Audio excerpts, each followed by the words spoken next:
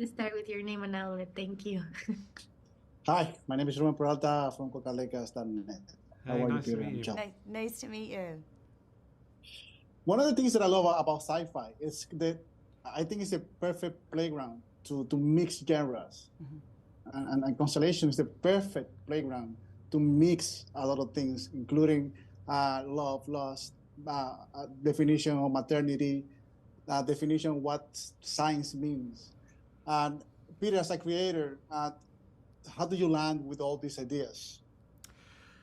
Well, basically, it was, you know, I don't ever start out kind of wanting to tell something about quantum physics or things like that. I kind of, I usually start out with a couple of images or happenings or scenes between characters that somehow seem to connect, and then the process of writing is working out how they join together. And really, it was two things with this. The first was a very strange thing that happened when I was staying in a cabin in the woods in Sweden once, and every night at dusk for a few nights, we'd hear this sound of a little girl in the forest calling "Mama, Mama," and we'd go out and try and locate where this poor lost little girl was, and we could never find her.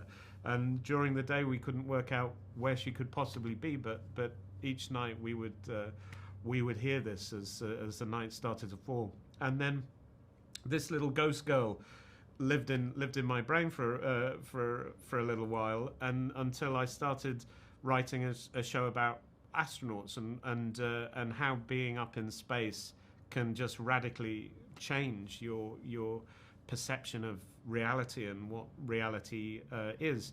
And it was all about this woman trapped up there trying to kind of reach back to her daughter, and for some reason that daughter became the little girl in the forest calling for her mum.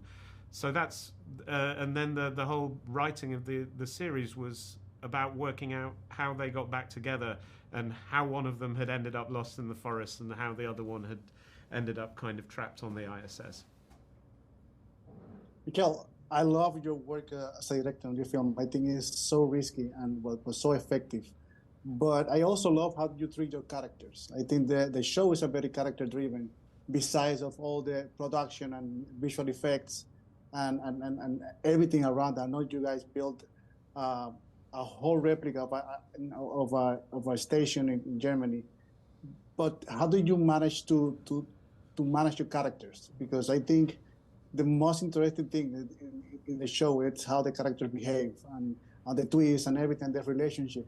It's based on in their performance. Well, first of all, we have an amazing cast who did a wonderful job. And I think it's really important I'm a big believer of subjective storytelling. So putting the audience into the heads of the characters and making you feel like what it's like to be in space or wherever they are at that time, and to really understand the relationships between one another. Peter wrote a lot of wonderful nuance into the script. One of my favorite moments, which is so subtle, is in episode 2 when Magnus is reunited with Jo, and it's really awkward. He's surprised that she takes his hand, and he awkwardly hugs her and says thank you. And it's weird. It's a little off, but it's not super overt. And the hope is that people go, okay, well, that's a bit odd. There's something more to this relationship here. It's those subtle nuances, those looks, those moments, taking the time to let it breathe, sitting in the ISS with Jo when she's anxiously trying to fix the battery, giving you, the audience, the time to be with those characters and understand what they're feeling or question what they're feeling or whatever it is that we need the emotion to be in that particular moment. And I mean, it starts with a great script and a wonderful cast, and we had both of those. So that was really a treat. And I think you did a great job. Thank you.